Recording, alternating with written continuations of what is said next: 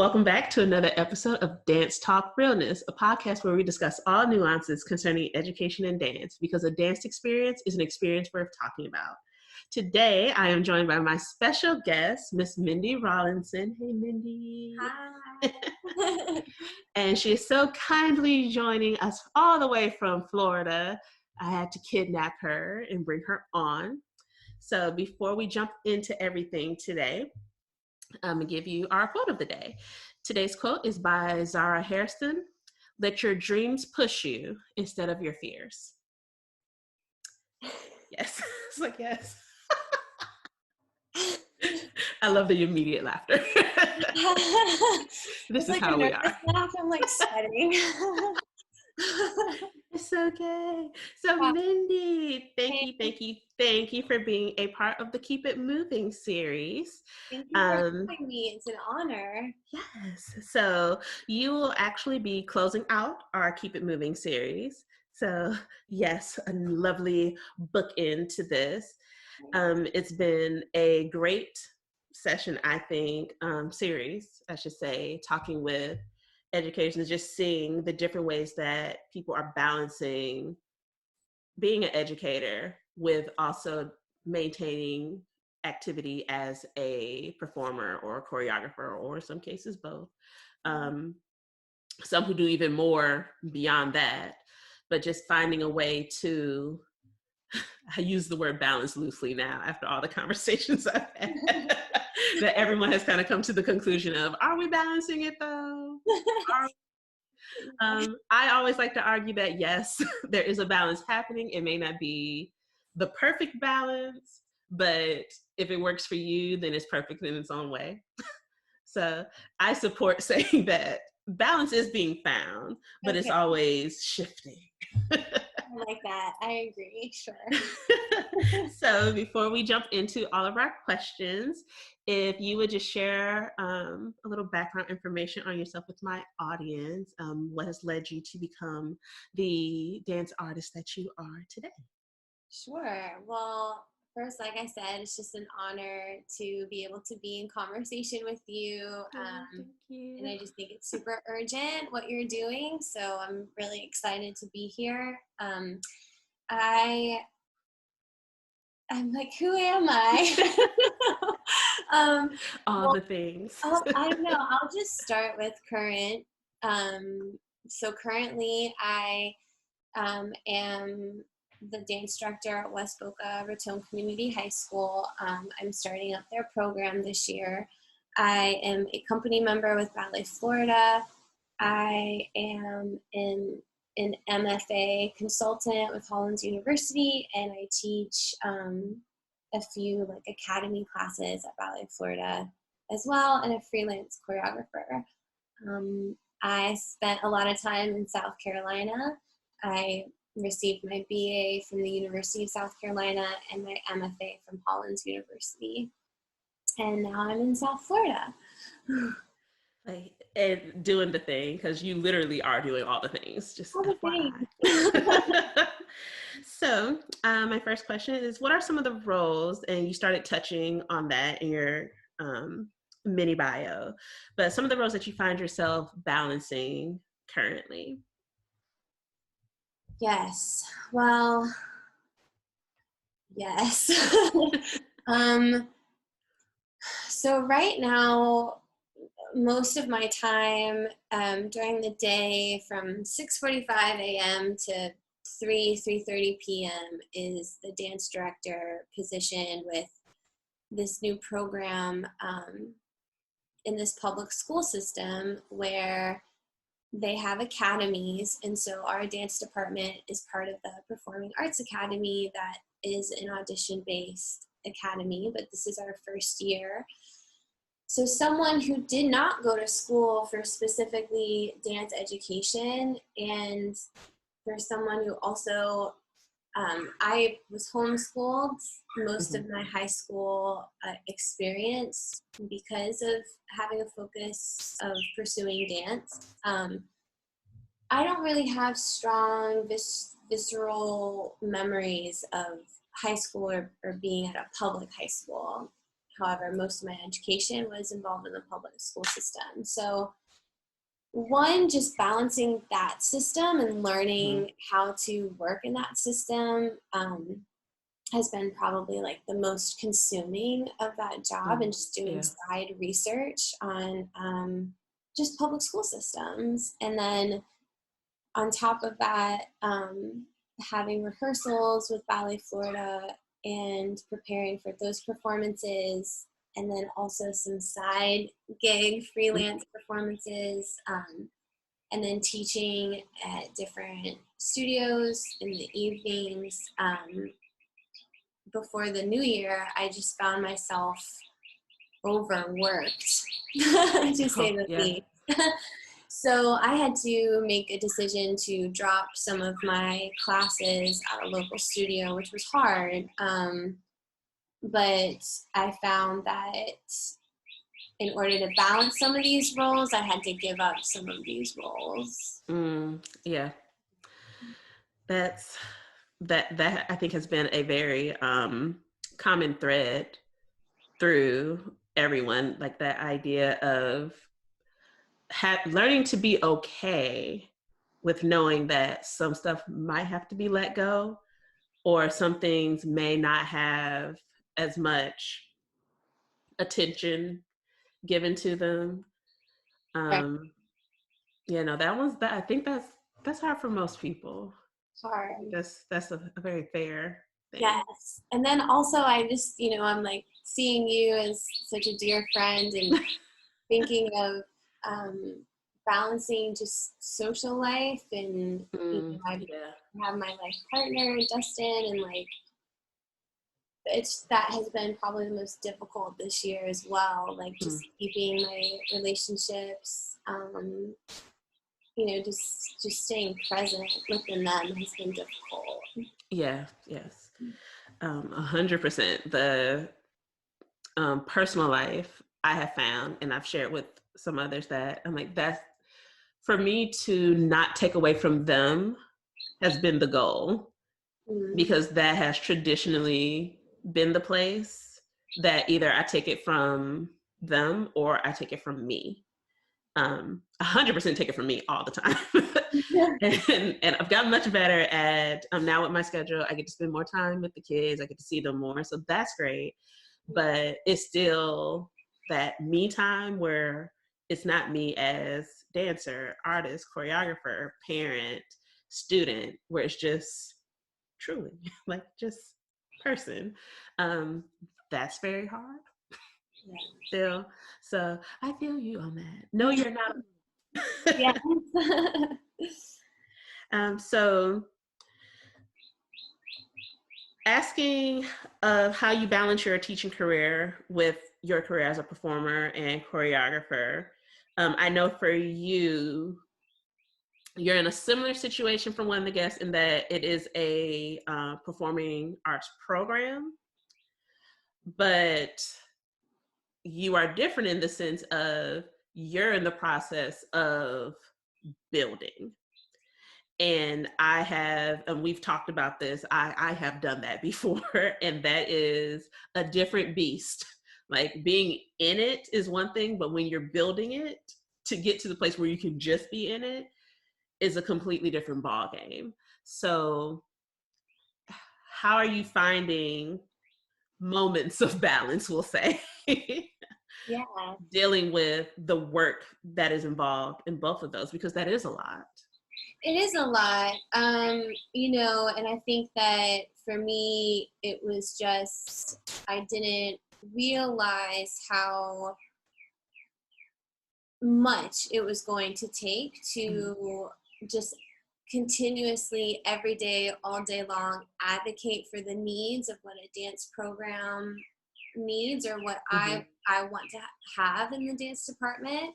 And going up to different administrators and, just different aspects of the school system to, constantly defend different materials needed, and to have, first and foremost, a safe dance practice, meaning, not having the students dance, for hours on unsafe floors. Yeah. What are the different ways we can bring in different sounds and things like this. And, you know, it's just sometimes feels really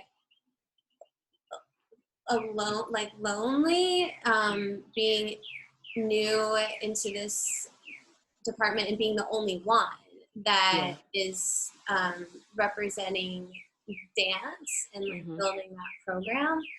And so as far as balance, it's been really important for me to be able to have conversations with others who have similar experiences, or just um, remembering that I have such a strong support system of dance professionals that I Mm-hmm. can go to and talk with, and just kind of um, sort of hone me back in, or like ground me back Yeah. into like, okay, so every day that I'm going in and advocating for these things, I do have this support, whether it's being seen in that moment or not. Mm-hmm. So I think, yeah, definitely like the dance community that I have has helped me balance that. If that makes sense. Yeah, no, it does. Something I would say along those lines, I think that I found helpful was having people. When I first started the one program, I was alone, and that was the absolute worst. Like last week I had the conversation with Sandra of like, it's the reason I hate advocating. I strongly believe in advocating for the arts and for dance specifically, but being in that position made me hate it, because it got to the point where I'm like, okay, look, guys, I'm not really trying to prove to you that dance is a legitimate thing and that it's valid and that it's important and that it has value, because I know that these things are true.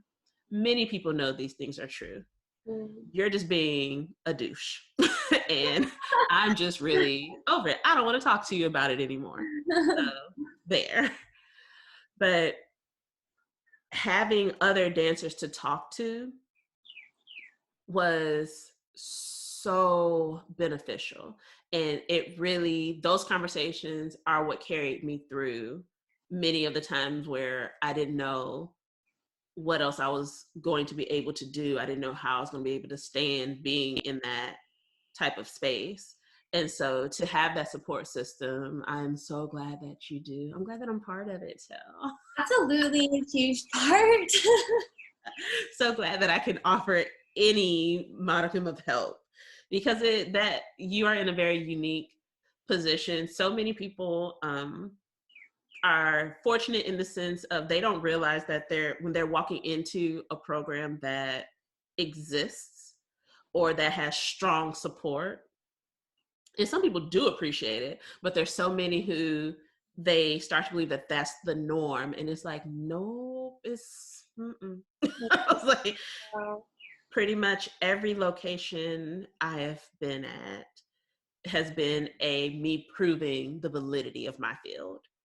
right. And I'm like, that in conversation with others is pretty common.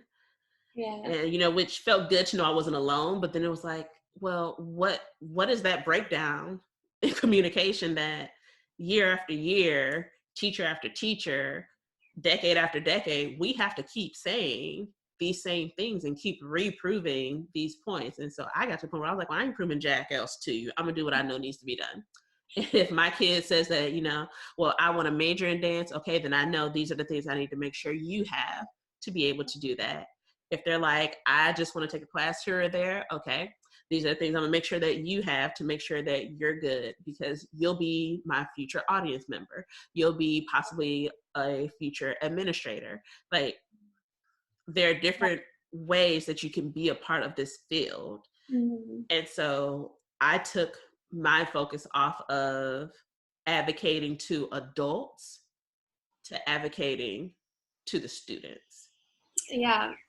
I love that. Definitely. I mean, because at the end of the day, it is about the students and what we're Mm. presenting to them and what they are going to take away from the program. Yeah. Um, but I also, hearing you talk about this too, about, building a new program, is that I walked in and had zero funding. Yes. No funding. And so Whew. then all of a sudden, I'm being treated like this is my business and I have to fundraise and ask for money and like Mhm. pull teeth and charge the students fees Mhm.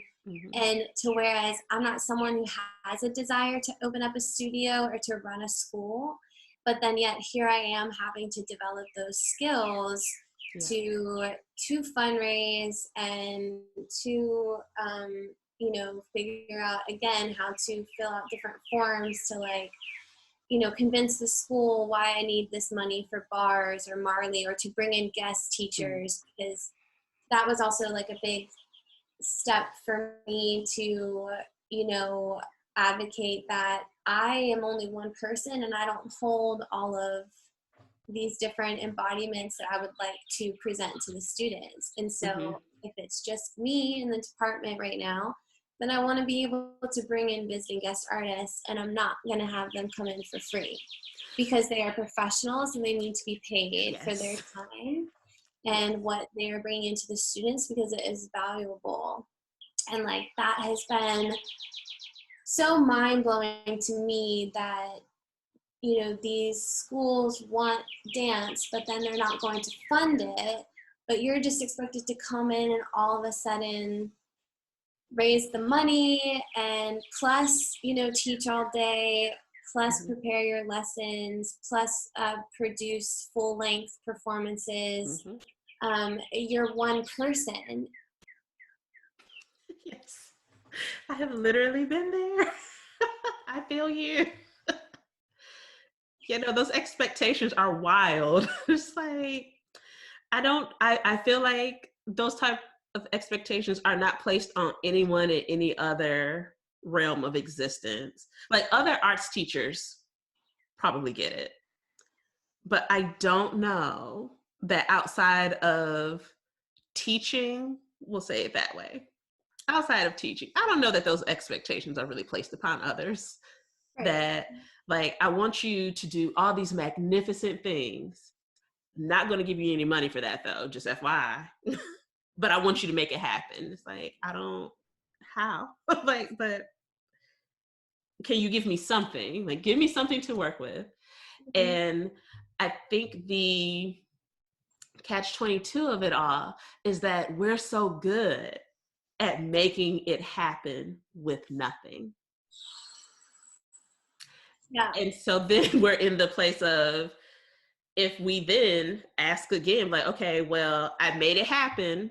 Can I now have funding? It's like, okay, but last year you did it for free. It was like, because you made me. Like, what was I supposed to do? Not do it? Shortchange my kids? Like, that's not an option. Like, it's crazy. But then if you didn't make it happen, oh, we're definitely not giving you money because you didn't meet all of our expectations. And Mhm. so there's no winning to that, which is depressing to say out loud.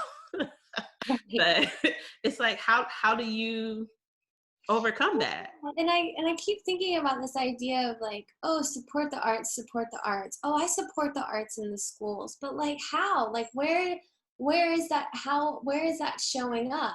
I don't know where it's showing up other than it opened up. There are these positions that like, I'm paid for being there. I Mm-hmm. can receive benefits through this position, but then at the same time I'm thinking at what cost, because I'm not able to do my job at the highest of quality that I expect from myself to be able to give to these students and Mm-hmm. school. And so it is this like catch 22. It's so complicated because I'm like, okay, where is the support? Like you can't just say, okay, we want dance and then not take an opportunity to sit down and say, well, what do I really need as a school to make this happen, Mm-hmm. like, one, safely, and two, to really, make that person in that position want to stay. Because at the end of the day, Yeah. I, love dance so much that there are certain things that I'm just not gonna, like, bend Mm-hmm. for. And Yeah, no, that's fair. yeah. 100% fair. It's like there's just some things that's like, no, not gonna do that. And so it's It's like, if not we negotiable. happen, or if it's like I keep asking for these things, and I'm trying to, like, censor myself a little No, bit. no. Like, or, be taken as seriously as, Mm-hmm. the other departments, as like the medical academy, like, as dance as a profession. Then, like, because if you're treating other academies preparing these students to go into this level of profession, and then you look at me and you're like, well, they can totally, deal with the bare minimum. Mm-hmm. um it's like, what am I preparing these students for? Is it just becoming this, like, kind of recreational thing, like this, like, after school studio, but during school hours? Like, I'm not Mm-hmm. interested in that, because for me, while there's a place and a space for that, Yeah. like I said, like, my passions and my urgencies lie elsewhere. Mm-hmm. Yes. Anyway, I I totally no took that to another place. no, because that is a real thing. I remember saying to people, because I was taught that studio dance was bad. That was always the message I received. And so when I started seeing that that's not really always the case, I was like, interesting. Now, there are some places that are just like, yeah, nah. It's like, you're Right, like, keeping their lights on. That's why they tell you you're great. That's why you're in everything. You're or paying for hours of classes. You keep the lights on by yourself. Your tuition alone will keep lights on. So yeah, of course. But then there are some that do like quality teaching. Like right. I've shouted them out before, but like the studio where my kids currently go, like quality teaching. And like as a dance educator, I can clearly identify when that is happening and not. But Sure. my thing in the schools, when I always felt that they were trying to shift it into being more of like this after school rec type program, but it's during the day, was similar. That I'm like, my whole reason for coming here is to offer something that they can't get, that I was always teaching in areas that they couldn't afford to go to the studio.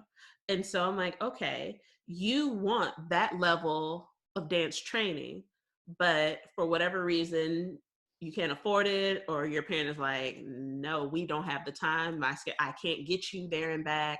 I can't afford to get you all the things you need to do it. Okay, cool. Here is now a place where you can still get quality training without all the fees attached. Like there's some fees because you are going to have to come up off of some money regardless. Like you're going to need to get these tights at some point. You're going to need a leotard at some point. Mhm. It's just going to happen.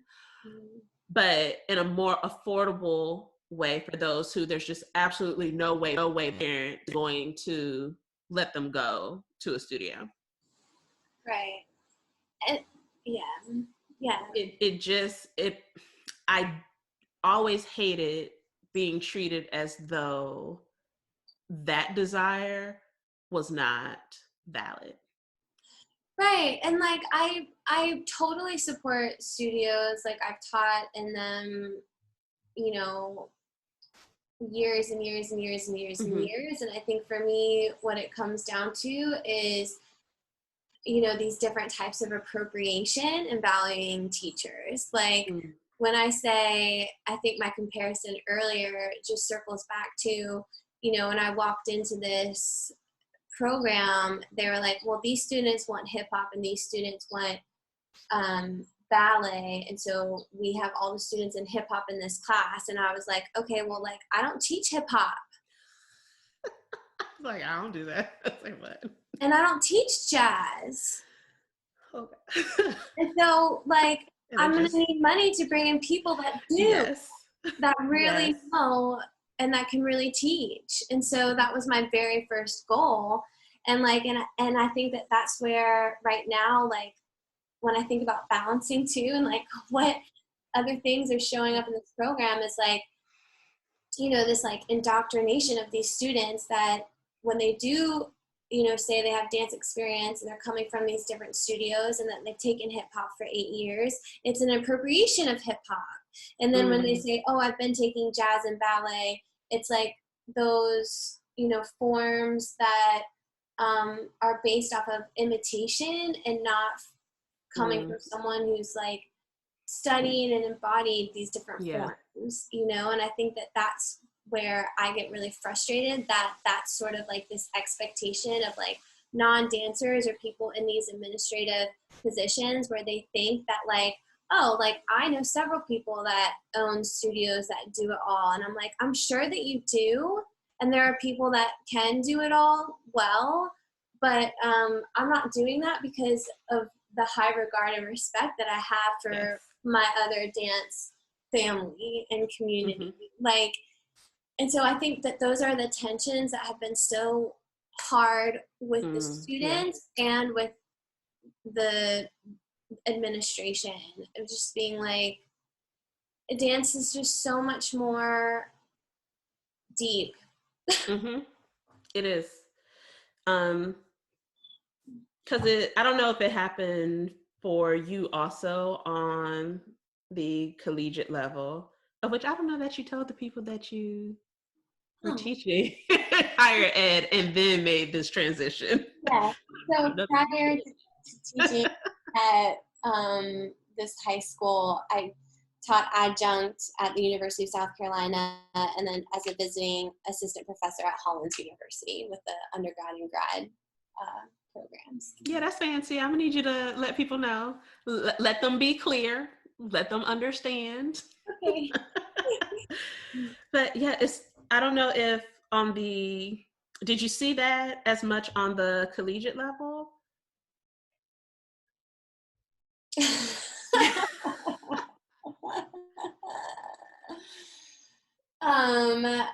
I think what is so, wow, I've never sat down and really thought about my experiences.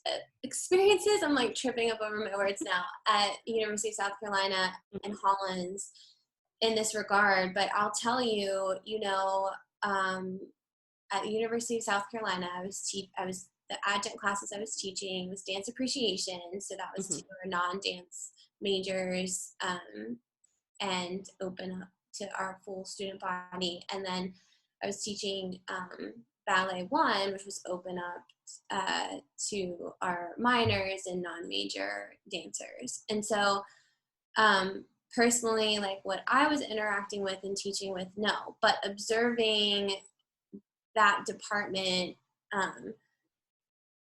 yes, we had the director there, you know, allowed for years, you know, this person to teach West African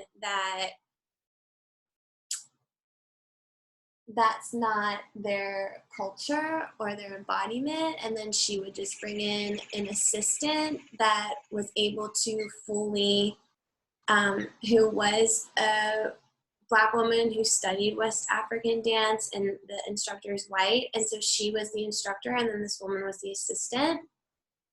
I have questions around that. I have questions around that.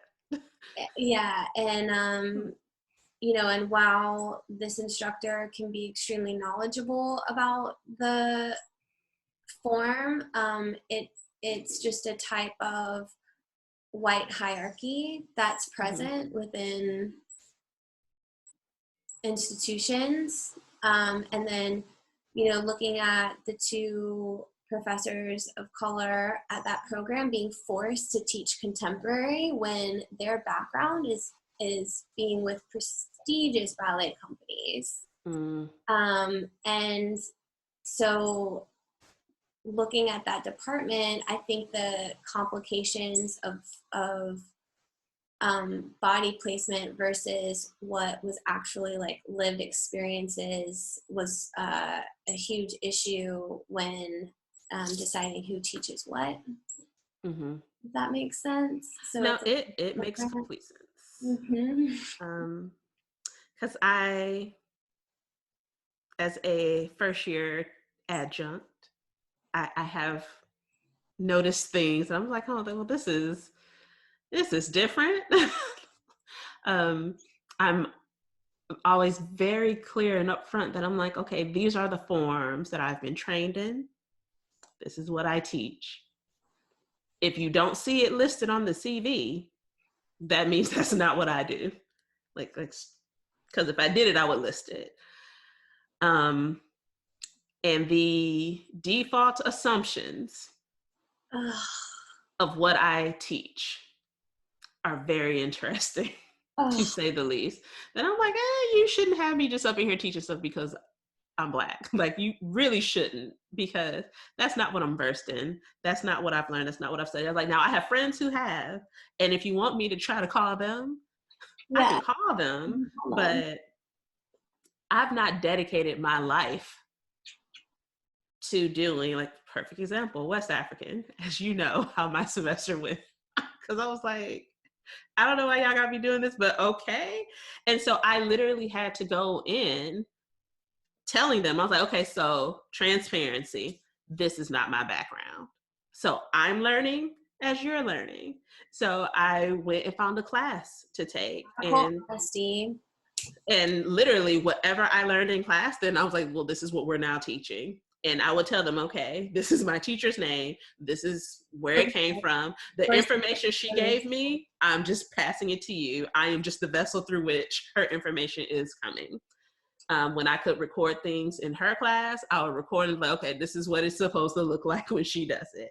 Because I'm like, this is not what I do. But the only way I was going to be offered the job is if I said I would. And I'm like, I legit don't teach this. I was like, I am very upfront that I'm like, modern, put me there. Contemporary, I'll give you that one. I will do jazz. After that, maybe don't call on me for the rest of it. Oh, 100%, don't call on me to teach anybody's ballet class. Don't do that. Like, you don't want to set these children up for a disaster. So no, but I don't list it up there for that reason. I was like, I have colleagues who this is what they do. Let me call them for you. And it was just amazing to me, the willingness to have someone come in and teach a form that is not what they specialize in. But I am very confident that it is not like that across the board. In fact, I am very confident I cannot go somewhere and tell them that I'm going to teach all their upper level ballet courses without being able to prove that I am well versed and well trained. I am 100% sure that that's not going to be a thing. Maybe somewhere it is happening. That has never been what I have noticed on any level of education. Yeah. The uneven playing field of that for these, it's okay. But for this, no, you need to be like excellent and perfect and great and fit into this box and this image that we expect to go with it. Right. That's the problematic of these dance hierarchies that are being held within the people, whoever hold these like positions of power within these institutions are still upholding these hierarchies. They're not doing the work. They're not understanding. And then they're just putting, it's like these secondary thoughts into these forms other than, ballet and modern. And that's frustrating. And so, to circle back to your question, those frustrations, I think, are probably even more frustrating in the higher educational institutions because it's dance people that are that you're interacting with, when Yeah. especially with adjunct, most likely like you're speaking with the dance director, or like department chair, Mm-hmm. and they're the ones making those decisions. And then versus to where at the high school right now I'm just talking with administration that Yeah. is in charge of all the academies, and doesn't have a dance background. And so I feel like it's even more problematic when you're talking with someone that is within the dance field, Mm-hmm. and that they're still making these choices and Yeah. enabling these hierarchies. And Because you would think they would know better. You it's would a think. choice. It is. It is. It is very conscious. I'm like, Mm-hmm.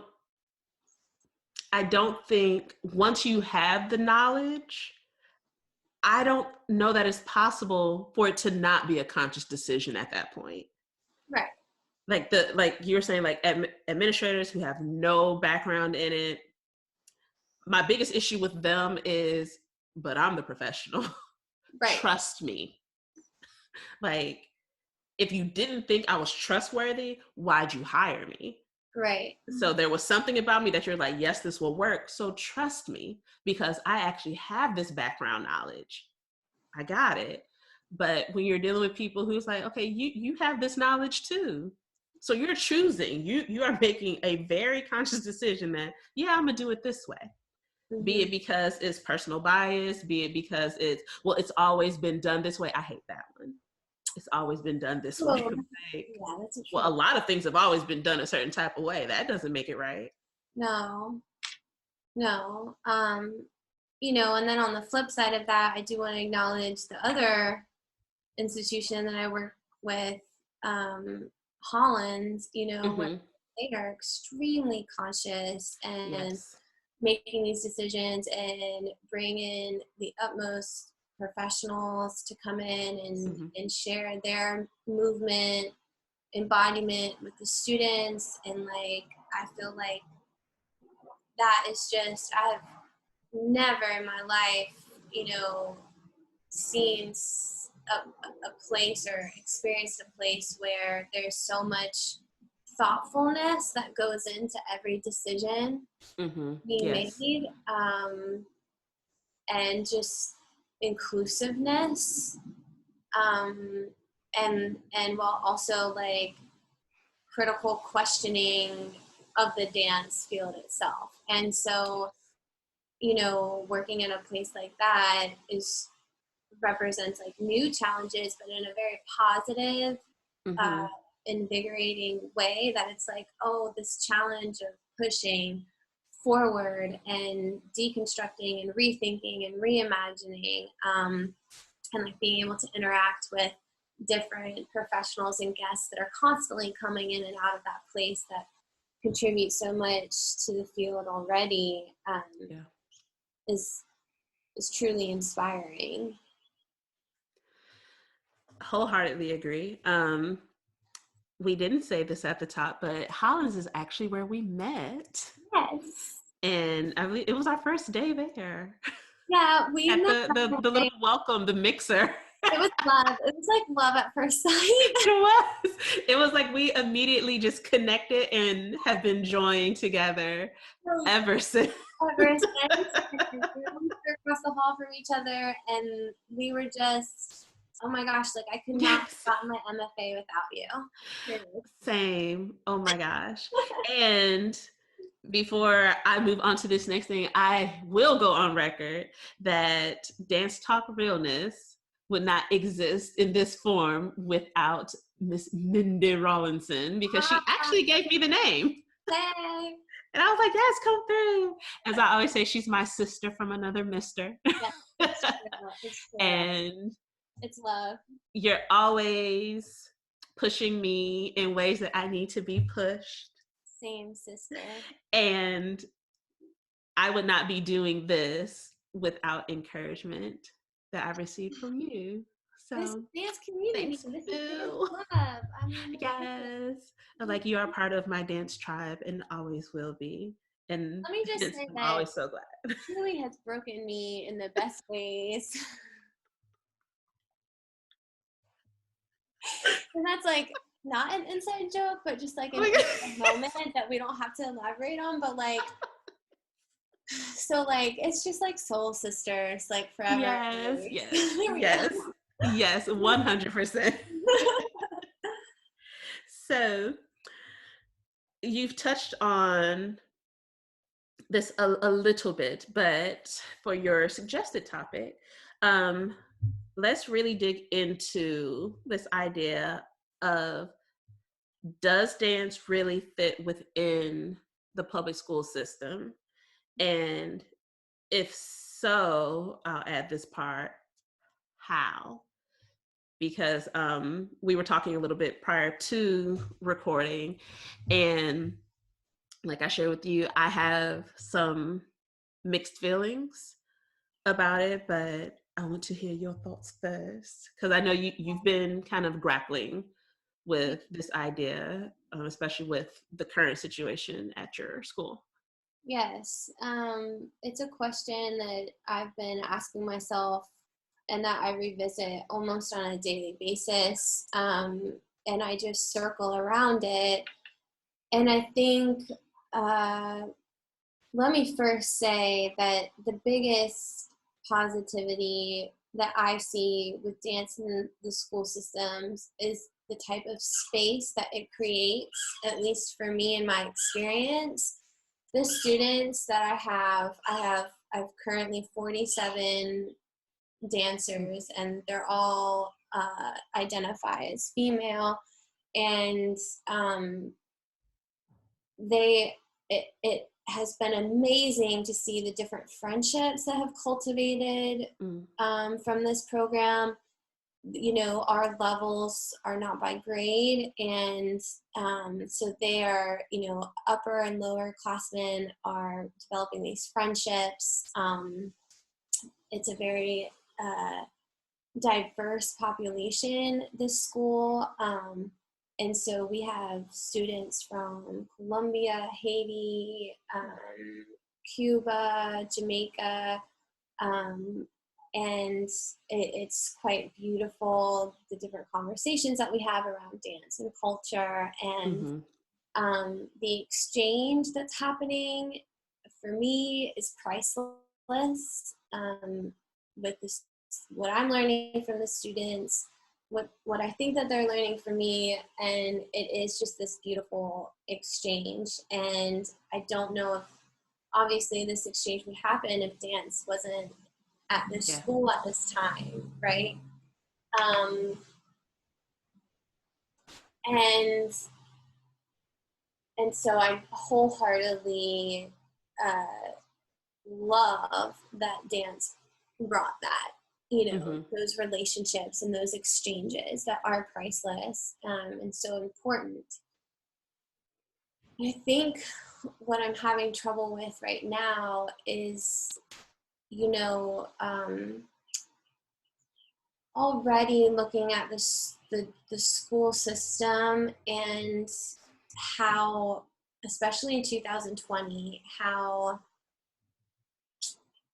rigid it is in the sense of it's so driven on numbers and money as far as how many students they need to graduate, how many students they have in AP classes, how many students they have in ACE classes, who's succeeding, who's failing. It all perpetuates like this like language of success and failure on a daily Mm-hmm. basis. That's what is constantly being thrown at the students, and then in order for the school to get certain funding, you know, they have, depends on like these like success rates, right?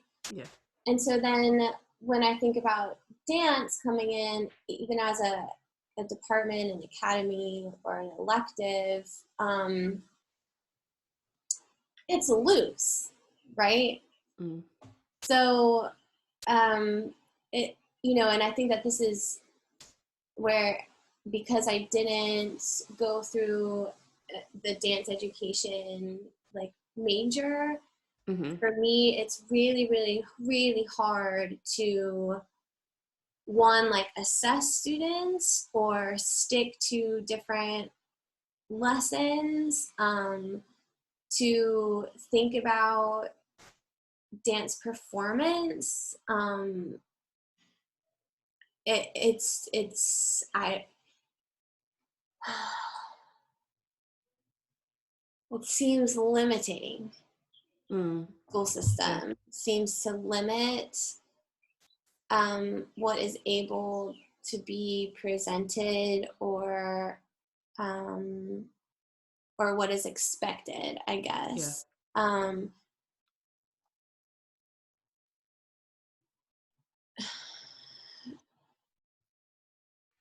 And then I think it just circles back to, well, what are the needs of a dance department, and what schools are going to take that seriously. Like, dance shouldn't have to always take place in the gym. It shouldn't have to always take place, on a wood floor. Like, there are just certain things, and then it's like, okay, well, what is being taught within these programs that are the different needs? Different styles of dance have different needs.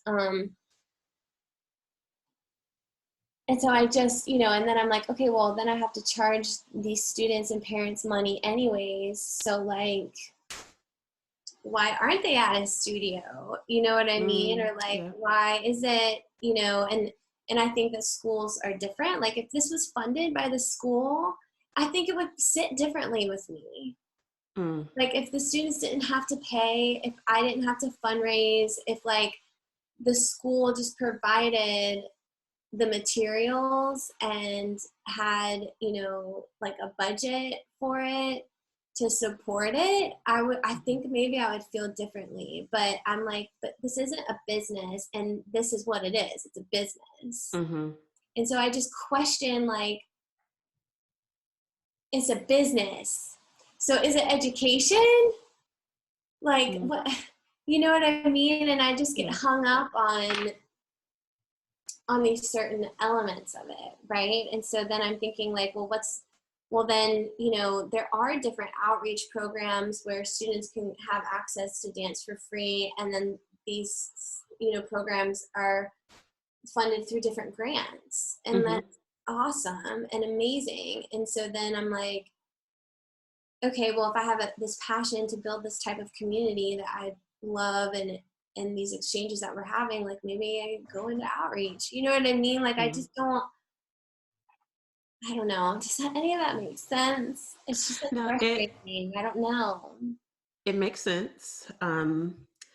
I would dare say that many a public school educator feels you on that budget situation, because they sometimes barely even fund the things that they deem as more important, like English, math, science, all those things. And I remember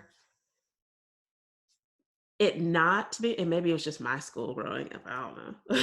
But I remember, like, there were things that we had to get, but a lot of stuff was in place at the school. I know that that's not the case now, that more and more things are falling to either you're going to have to charge student and family to figure it out, or you're going to have to fundraise, you're going to have to write the grants. And I I always wonder, why isn't this someone else's job? Like, you hired me to teach. Dance. So let me do that. Let me handle that. There are people out there who are wonderful at writing grants, wonderful at finding funding for things. Yeah, get them for that. Like, because I was hired to teach dance. That's what I went to school for. And I will say, again, no shots fired, really, kind of, a little bit, maybe, I don't know, trying to be a better person. But having gone the dance education route, and nobody prepared me for what it was going to be. And it was like, y'all just sent me out here. Like, you didn't, like, I shared with another guest that I remember, like, we only had to go up to a certain level in technique. A friend and we signed up for an upper level class. It was a composition class, and we were asked why were we in there, because we're education majors. You don't need this, and I'm like, I don't understand why I wouldn't need it. Like, I don't, what, and why wouldn't you make me take the upper level classes and all the technique? Like, I don't understand. So that was coming from the performance majors. But on the education side, it was like, well, we're going to do creative movement and you need scarves and stuff. And I was like, that's great and all, but I'm guaranteeing you, I'm not going up at anybody's high school talking about we're about to dance with these damn scarves. That's not what we're about to do. I'm not doing it. And then even when I was student teaching, the teacher who I was under, that wasn't a normal daily lesson, is that creative movement every day. And I was like, so no, neither side of this program was prepping me for what real life was going to be as a dance educator. Yeah. Which was ridiculous. So I will say, at least from my program, I don't know, someone else out there's probably doing better. But for mine, you ain't missed nothing. Like, I wasn't prepped. Had no idea that I was going to have to learn how to fundraise, that I was going to have to put on full, like, concerts, like a full show, 60, 90 minutes, like full show, like it's happening, figure it out. You're going to need to be able to choreograph. You're going to need to be able to differentiate teaching. Like, you're going to need to be able to know all these different forms, because the curriculum in place says that you're going to be teaching ballet, modern, jazz. Depending upon the program, you're also doing tap, you're doing world dance, whatever the hell that's supposed to mean, because that's not another topic. That's a whole different conversation. But I'm like, all of these things are listed that you're going to have to teach this, and yet my advisor is talking about some damn creative movement, of which I have nothing against creative movement. I have nothing against dancing with scarves. Yeah. But if that's the only thing you're giving me, and then you're sending me out into the world that is expecting me to be able to do something else, that is problematic. Yeah. And so there's just woefully being unprepared for what that system is. And I feel more people need to have these types of conversations with students who are currently either majoring in dance education, or who think that they may at any point ever have to be able to go teach in this type of a system, because it is a different setup from how studio life is. Yes.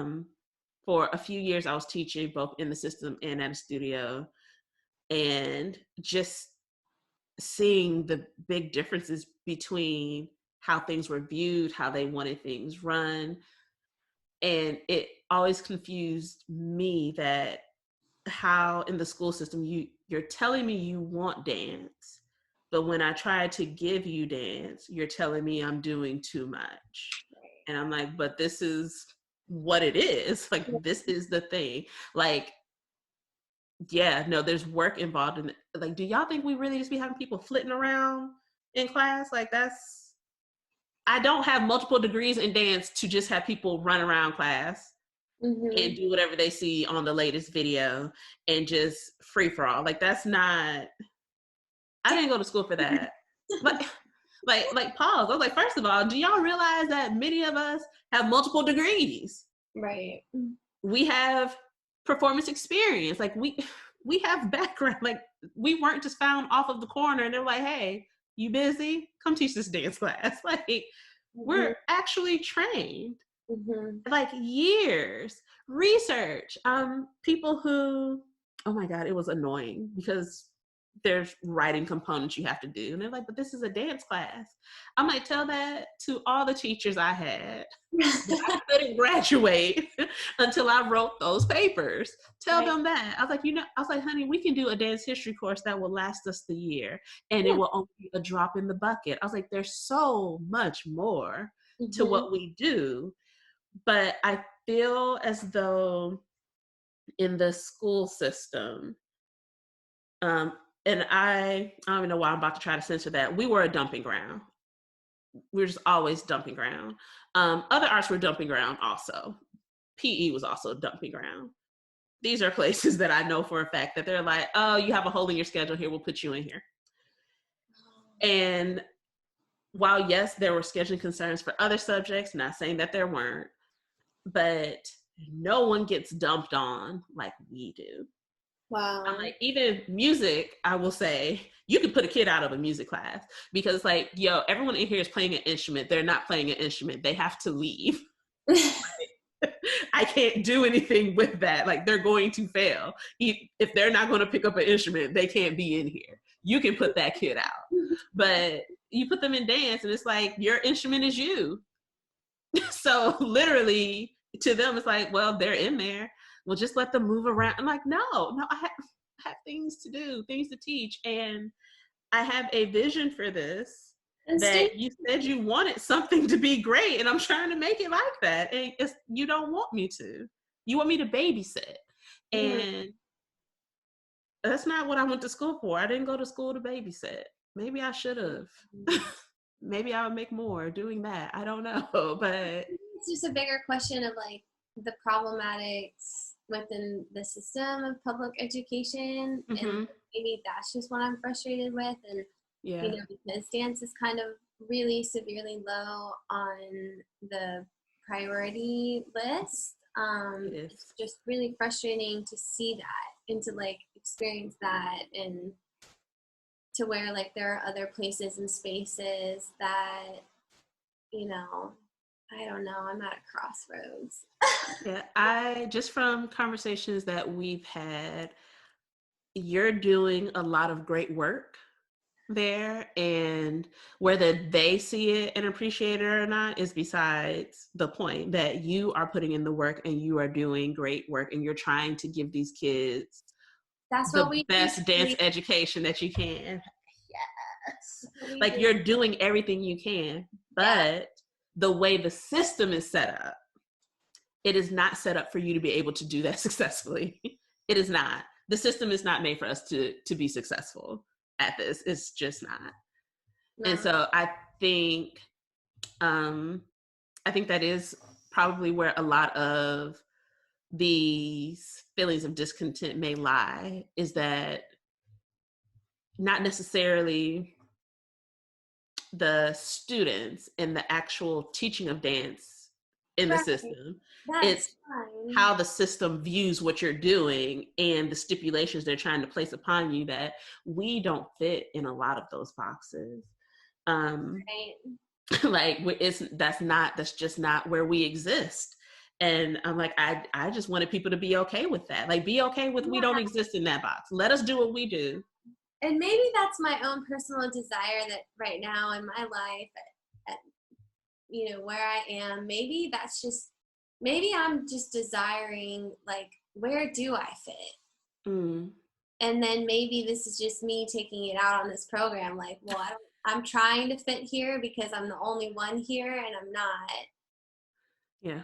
Maybe that's just like that radical honesty that just happened on. He's like, you know, I'm trying. Maybe this ain't it. Dance talk realness is bringing out, like, maybe that's just not where I fit. And then maybe someone else can come in and they can see the different holes and they can fill it, or they can surrender. And I think that that's the biggest thing. I'm not willing to surrender to some of these compromises. There is, you know, maybe it's the Hollins in me. I don't know. But when I tell you that revelation of, like, you know what, maybe this is not where I'm supposed to be. Maybe I've done what I'm supposed to do here, and it's time for me to go somewhere else. Let me tell you how that angers people. Like, folks be in their feelings. You're like, you're just gonna, but what about the kids? What about them kids? Them ain't my kids. Number one, I'm trying to be a better person. Love an impact. It doesn't mean you have to be a lifelong, like, rest of your life. I came and did what I was supposed to do. Like, a lot of people, I think, really did not understand that I never saw myself retiring from the school system. I never saw that for me. I could not picture myself 50, 60 something years old still do. No, that was never a thing. I'm like, I am here for the time I'm supposed to be here, and then I'm gonna be somewhere else. And I'm like, I love teaching. I love having students come in and they're like tragic on day one. And then by the end, they may not be the most beautiful thing, but you see that growth and you Yeah. see that their love for dance has grown. Like, but on that same token, them ain't my kids. I have three, and those are the three who I am obligated to stay with. Shout I out. Love them. oh my God. Okay, so like when we're done recording, I'm gonna have to bring them in so you can see them. They are like all adults. I can't. I'm gonna cry. It is wild. Oh, you have to see the baby. The baby's ridiculous. He's like a man. It is insanity. Like the last time you saw him to now, girl, craziness. I don't know if I can take that in. But like those three, those are the kids who I'm like, nah, thick and thin, I'm gonna make sure you get where you need to get. I can't back off of that. These other kids, I'm like, now look, my favorites, and again, everyone knows I play favorites. My favorites, treat them like my own. Kids to this day, grown adults now, who still call me mom and who I always check on. And if there's anything I can do for them, I'll do it. Yeah. But the vast majority, I was like, nah, I was here to teach you this for this one semester, this one school year. It's all right. It's fine. You come and go. I was like, but y'all have to understand that if I stay in a place where I'm not supposed to be, none of us are going to win. Yeah. It will be terrible for all of us. Yeah. Because I'm going to be hateful. It's going to be clear I don't want to be there. Is something happening outside? You have like all the nature going on over there. I think something is dead in the canal and they're like, okay, it's fine. Please be safe. No, I'm fine. Okay. There's a lot of nature here. I can't. There's a lot of nature. But yeah, just not understanding that if I'm miserable teaching, that's going to impact their ability to learn and soak in information from me. And so it may need to be someone else comes in and like your job is to come in, set the groundwork. Like, okay, I established this, y'all good, be blessed, I'm out. And then someone else who is either willing to keep on pushing and fighting and dealing with all of it, or someone, like you said, that's willing to surrender and say, okay, cool. Then that's on them. But if you did what you were supposed to do, that's all you can do. Yeah. Yeah. Agreed. So yeah. So wonderful. Yes. I was like, whew, like yes, deep combos. Yes. So before I let you go, I have my ultimate dance trio question for you. Oh gosh, okay. I've just be wrecking people's lives with these questions. It's been great so far. So again, your goal is to only choose 3. Once you've chosen your 3, no takebacks. Okay. You're married to your decisions, which, you know, there's no real repercussions for this, but man. Okay. All right, so my question for you. What are 3 pieces of advice you would offer to someone starting a new dance program? You can only tell them 3 things to help save a life. To start a new dance program? Don't do it is not an option. 1, run. No, that wasn't no. Like that's not an option. Don't tell them that. Okay.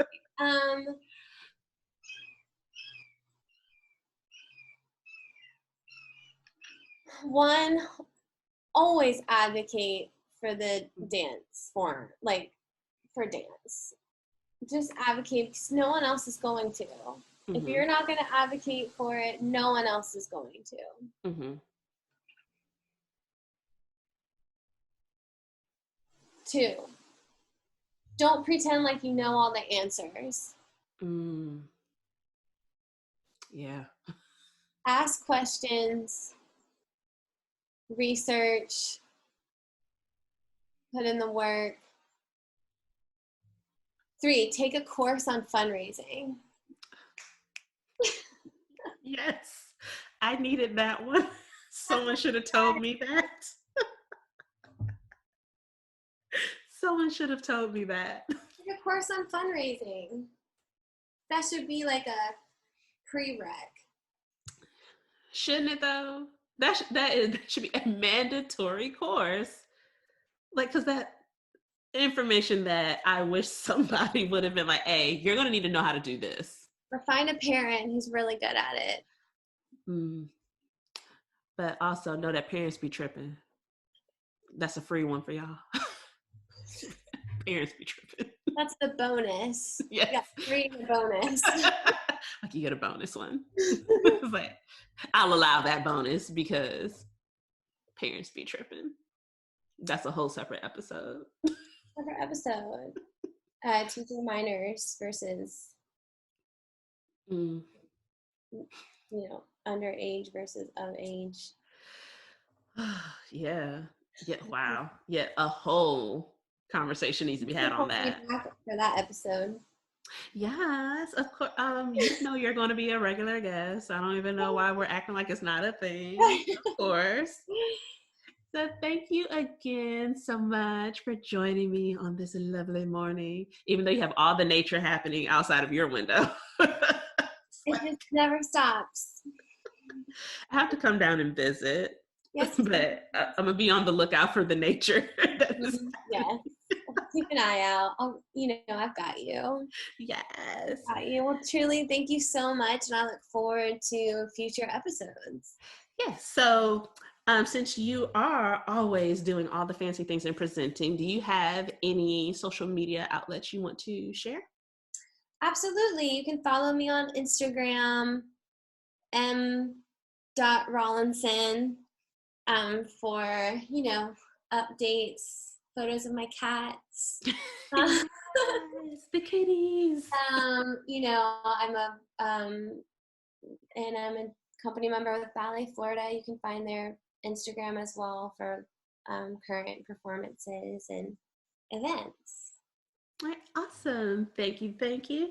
And thank you again for joining us here on Dance Talk Realness. Be sure to like, comment, subscribe, follow, all the places. Y'all know I be listing them and leaving stuff off or adding things that we don't be existing on. So find us where you can find us. Definitely on Instagram, Facebook, and YouTube, Apple Podcasts, think Spotify. I don't know where else. We're just in all the places. So be sure to engage in the conversations because I want to keep you all as a part of the dialogue and make sure that we're discussing things that you're interested in. So stay tuned for the next episode. Talk with you guys soon. Bye.